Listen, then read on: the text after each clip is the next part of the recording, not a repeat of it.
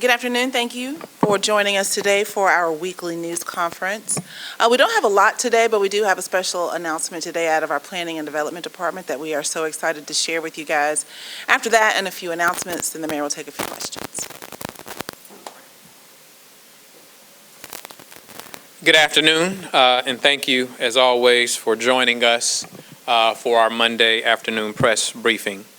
Our Planning and Development Department has been working hard to generate tools to help our city grow. Today, we're excited to announce our Real Estate Development Academy. This offers hands-on training to those looking to grow, create, and develop real estate projects. This new program will help rid the city of blight, support entrepreneurs, and boost property values all across the city. For more on this particular program, I'd like to invite our Director of Planning and Development, Mr. Jai Keaton. Thank you. I'm trying to make sure that this doesn't fall down while you're up here. There we go. That should be good. Thank you, Mayor. As the Mayor said, this is exciting. This is a project that is a great demonstration of the philanthropic support that the administration has been able to garner to close in some of the gaps, some of the programmatic gaps that we have here at the City of Jackson. About 2 or 3 years ago, we were brought into the Lincoln Institute, and we were trying to find out or figure out or think through solutions to improve the South and West Jackson corridors. That's areas of town that the administration always makes sure that we understand that it's important and that we should look out and think about how we can improve these parts of town. And the biggest challenge that we have in those areas is housing, the lack thereof, but also, of course, we have a blight issue in these areas of town. So when we were brainstorming and thinking through with the Lincoln Institute, you found at the core of it, the reality is we have a lack of housing inventory because we have a lack of developers.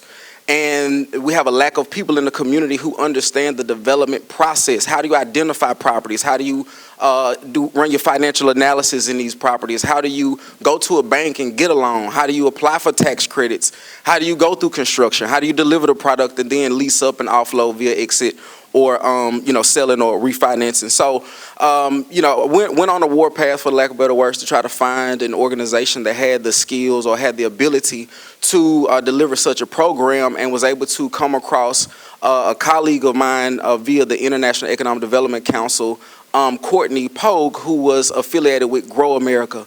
And this is the very work that Grow America does. They had a real estate developer training camp already established, and it is also a funding institution. So along with us being able to educate developers on how to rebuild their communities, we will also be able to tie them into finance resources to be able to fund those projects as well.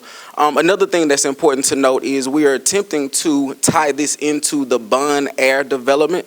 We realized when I first took office a couple years ago that back in 2012, 2013, there were some issues with the project that we had through CDBG for West Jackson.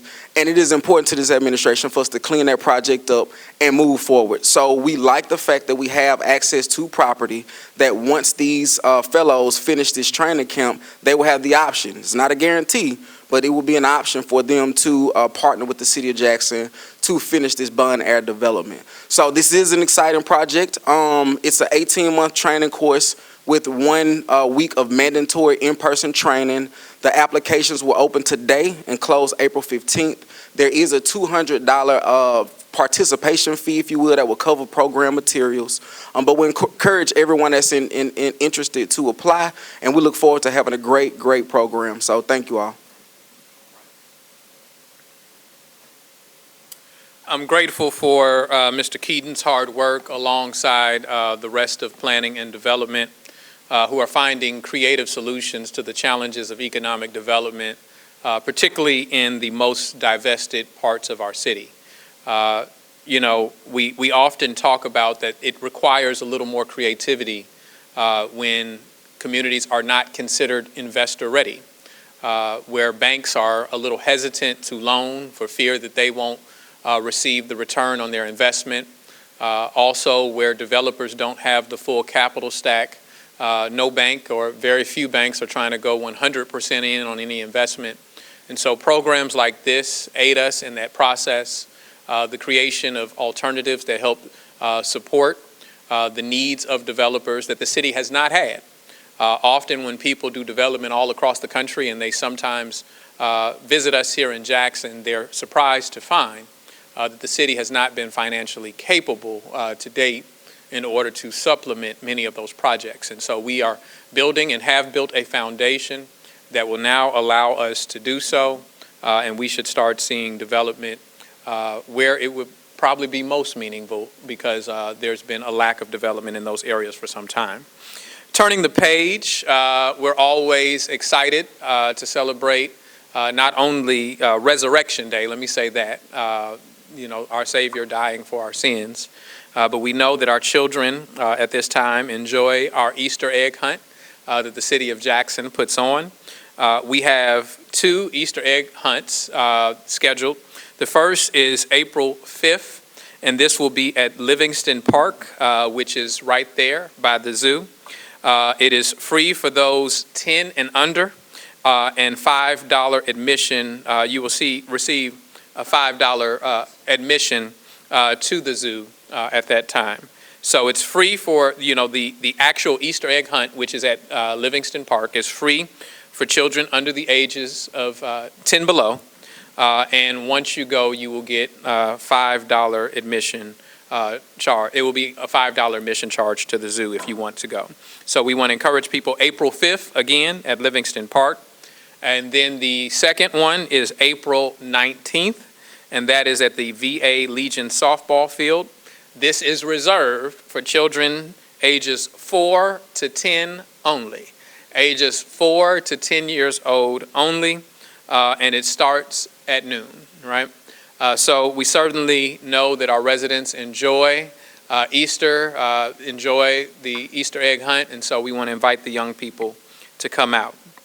And lastly, I want to make certain that you are all aware of Denim Day. Denim Day is April 30th, and we will be offering our support to those affected by sexual violence. It's called Denim Day, and on that day, the city of Jackson will stand in solidarity with those who are affected.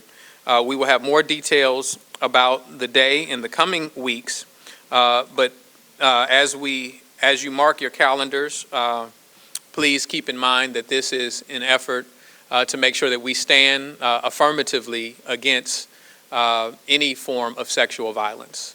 Far too many individuals are affected. Far more people than you know that you encounter on a routine basis have actually been victims or know someone close to them who have been victims of sexual violence. And this is the Office of Violence Prevention and Trauma Recovery, which is leading up this effort. So we're grateful for that. And of course, I want to remind everybody that tomorrow is Election Day. And so please come out and let your voice be heard on tomorrow's election. With that, if you have any questions, I'm ready to receive those. Yes, sir. So when it comes to this academy, can anybody be a part of it, and they have to be based out of the city? So it's limited to those individuals living within the city of Jackson. And if I didn't mention before, it's 25 participants. So we have a cap at 25, first come, first serve. And I also forgot to mention that this is made possible by Bloomberg Philanthropy. So sorry, but yeah. So it's limited to just Jackson only residents. So Quentin, if you're thinking about a career change, you got to get there quickly, man. The first 25 spots, all right? All right. Anything else? Yes, sir. Have you turned in a campaign finance report, and if you haven't, can you explain why you didn't? If you go to the clerk's office today, you will find that it is there.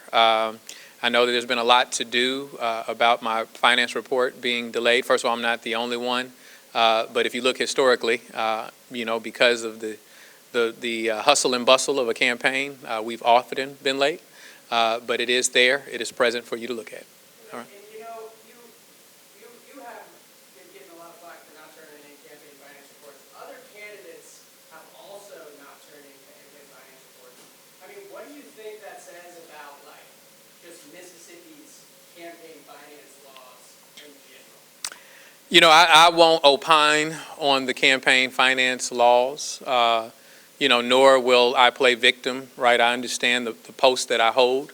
I tell people that this position opens you up to, it opens you up to be judged. It opens you up to be misjudged, right?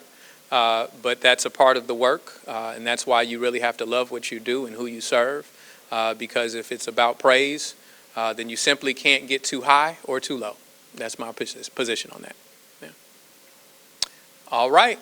With that, thank you. Yes, you were trying to wait patiently. I thought I was going to get away out of here, and Ross wasn't going to have nothing to say. He was trying to do his best. Yes, sir. Tomorrow could be decision day, or not regarding your future as mayor. You're looking at the opportunity of serving a third term. How are you feeling on this election eve, given what some people will say is that there's been a very spotty record for the past 8 years, and this federal indictment is hanging over your head? Yeah. Well, I'll just speak to how I'm feeling. How I'm feeling is I'm energized. Anytime I have the opportunity to meet people where they are and have communication about the work that we've been doing, the expectations that we still have, the fact that we're not satisfied, and so we need to dig deeper. The gravity of what we've had to lift in this process are all discussions that I enjoy having. In terms of the notion of, however, I'm at peace with what the Lord has for me, right? Ross, I wouldn't tell you if you had met me 10 years ago or more. I never had an expectation that I would run for anything. I only wanted to serve because that was the example laid out for me by my parents. And so I'm grateful any way that I can serve my community. I'm hopeful that I get to continue to serve as mayor. But one thing that has been demonstrated, and the test of time has shown, is that our family is committed to this community, and we're going to do all that we can to make it progress. All right. Thank you very much. We appreciate y'all.